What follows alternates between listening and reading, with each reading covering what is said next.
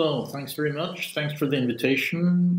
Greetings to Athens and wherever Paul is sitting, and others. And uh, I just was able to catch former Prime Minister Papandreou's contribution today, and I think very much of what I would have initially said was said by him about clientelism, etc., etc. And I still distinctly remember the day when George Papakonstantinou entered the Eurogroup meeting room and essentially said, Brussels, we've got a problem. And the conclusions that other finance ministers drew were that the main problem, or the only problem, was fiscal. And of course, the more that we delved into the underlying issues, the clearer it became to me and quite a number of others that the fiscal side was merely a surface phenomenon of totally different and very severe underlying imbalances and problems. But as I said, the situation led very many actors to believe that the only problem was fiscal. And this had consequences for the programs and also for policy developments at the European level. And even though many of us realized it at the time, I think by now very many are cognizant of the fact that we in Europe collectively, more or less collectively, stumbled into the situation lacking understanding and instruments and the political ability to solve the situation. That also, again, reflected on the design of the first program.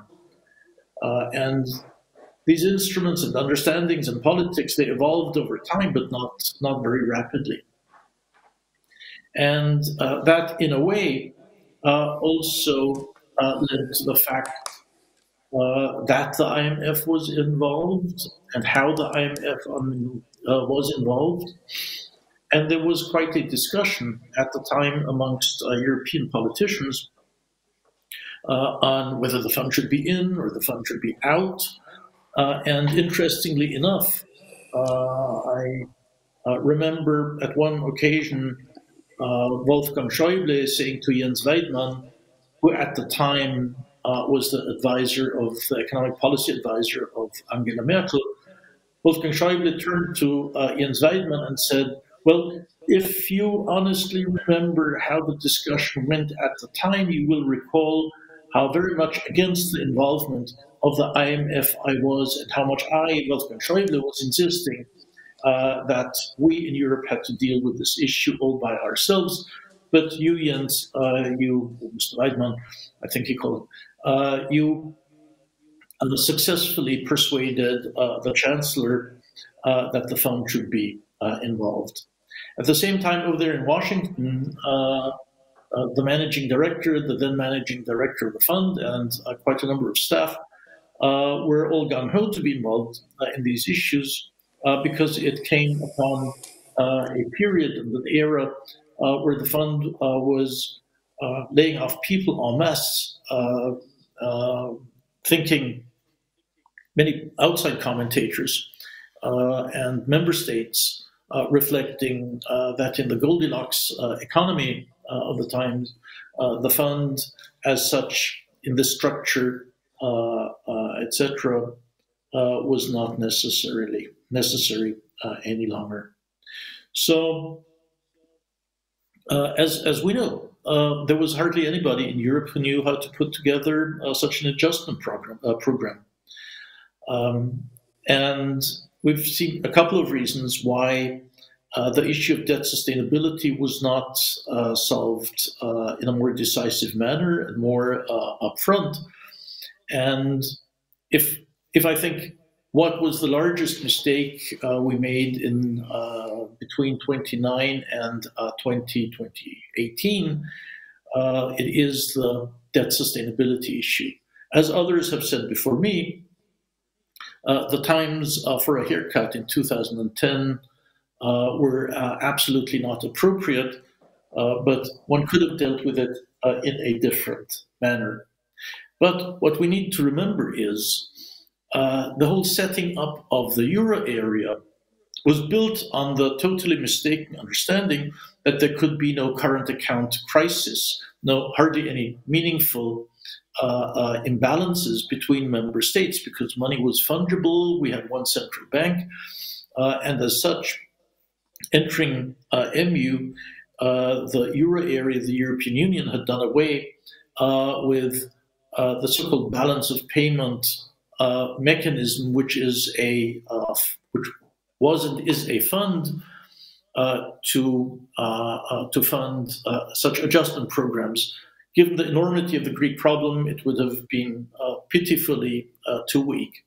But again, I want to emphasize there was a complete lack of understanding of what the issues were. And not only amongst prime ministers and finance ministers, but well down into many chancelleries and finance ministries and even central banks. Given this lack of understanding, there was also a total lack of instruments. And if you don't understand what the issue is, then you don't start building an instrument to solve the problem that you don't understand. We collectively, Europe collectively learned the hard way, and we do now have the European Stability Mechanism. We have, since people painfully were made aware of the doom loops between sovereigns and banks and sovereigns, we partially solved the problem by setting up the single supervisory mechanism and a couple of other issues. But were we able, did we want to, and were we able to solve the huge structural underlying issues that not only the Greek economy, but the Greek society was facing? And I'm not as pessimistic as Paul. We have to keep our respective attitudes there. But I would say there were attempts, significant attempts in the program to solve these distributional issues.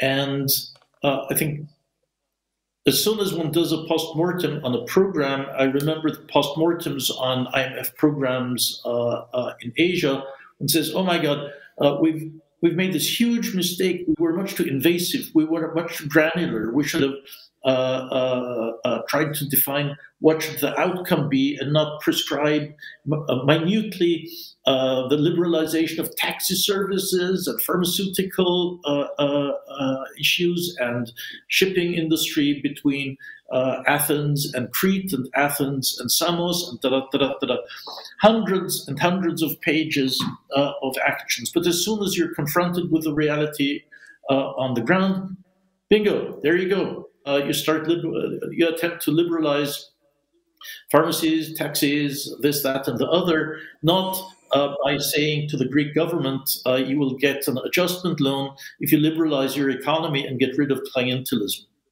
For some reason, it never works that way. And again, I was approached by Greek friends who said, oh, the program is not intrusive enough. You have to change our educational system. You've got to change our justice system. You've got to make sure that the police can enter universities again. You have to make sure that this doesn't happen, this happens, and this doesn't happen. I say, guys, we're already under fire because we're much too invasive and intrusive into the Greek economy and the Greek society. This is an issue that ultimately, in the interest of sovereign self-respect and in the interest of the representativeness of democratic institutions and elections, the Greek society has to want and implement. And if you don't, you don't. But don't want us, the institutions, and the other member states to be so invasive that the last vestiges of government disappear. It can't work. So this, in a way, encapsulates for me the huge dilemma that one faces with all programs and with programs within the euro area very specifically. Maybe a couple of conclusions there. One, the role of the European institutions. A bunch of geniuses in 1944 set up the Bretton Woods institutions and created the IMF as an institution which had more or less one mission in life. It was financed, with one or two exceptions, with central bank money, which is not under the purview of national parliaments. It is the nasty bogeyman sitting in Washington, and you can be totally pissed off with the IMF and get on with your other business. The European Commission, on the other hand, is an institution which is the central European institution in dealing with member states. And out of the 189 issues that the Commission has on its plate with a certain member state, for 188, it needs an amicable, not antagonistic way of collaboration. Then you expect the Commission to behave as the IMF does, as being intrusive and ordering a member state to do something. It doesn't work. So asking the Commission to do anything similar to the IMF was a failure right from the beginning, and I'm not quite sure if the ESM, as it is set up under finance ministries and financed by government, is yet fully fit to take over this role. Secondly, within a monetary union, you give up a huge amount of sovereignty, and it is well known to prime ministers, finance ministers, and others that you give up monetary autonomy. But few people want to realize how much on fiscal sovereignty and other sovereignty you give up. That is a dilemma. How do we run fiscal policy, which on the one hand is under the purview of national sovereign parliaments, but on the other hand is geared in such a manner that it does not create imbalances and instability for the other members of the euro area. And lots of people writing about it should stop dreaming about a fiscal union, common fiscal policy in our lifetime, no matter how young we are. You, of the three of us on the screen, are the youngest, John, but even you will not live to see a fully functional fiscal union. So, as Mario Draghi used to say, either you've got institutions, ECB, or you've got rules. But how do you structure the rules that they're intelligent, that are kept to, and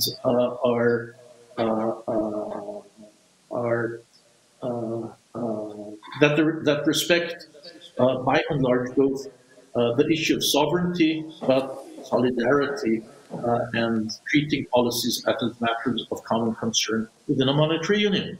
It is very difficult, and I think we're still quite away from there. I will, no doubt, you will be picking up, John, on Paul's issues about future debt restructuring and the like. So I will refrain from commenting on them. I will just close for now by saying that in the middle of 2014, I was pretty confident that Greece could be, in a way, on track to having debt relief and exiting the second program in a fairly decent manner. So for those who think that it was only from 2015 onwards that problems emerged, no. The second half of 2014 made one already extremely pessimistic and showed that the problems were multi-party problems, Greek problems, and not confined to only one government. But in 2015, of course, we came extremely close for the euro area, all of a sudden being made up only of 18 and not only 19 member states. And much of the trouble and grief that Greece went through over the past 5, 6 years can be attributed to happenings in the first half of 2015. So I'll stop for now. I think Paul and I could go on for 7 hours in reminiscing and reflecting on what happened, why and why not. But we've got time constraints here as well. Thanks very much.